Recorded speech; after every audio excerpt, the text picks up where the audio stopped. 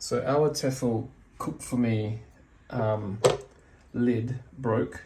At least this bit broke off. And if you look at that, those are actually screws that are going down.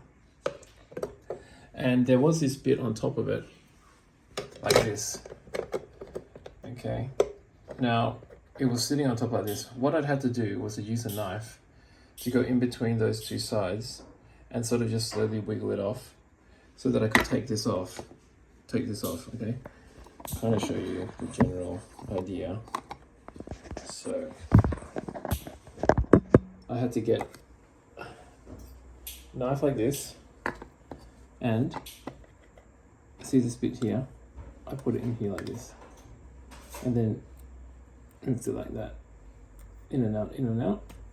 Eventually, it does come off because it's just held on by plastic there. So you won't break anything if you do it gently. And just do the same thing on this side. Took a little bit of fiddling around, but I've managed to get it off like that. Now, what I need to do, this will be the more straightforward thing, I'm guessing. So put this on top, and those screws will go into that white bit. And I'm hoping that nothing else has fallen off.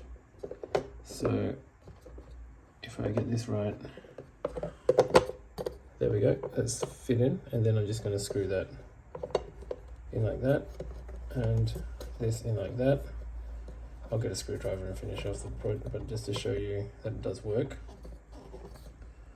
This is now screwed in, and this thing is working again. So no, you don't have to buy a new one if your lid falls off. Just take the plastic cap off so you can screw it in.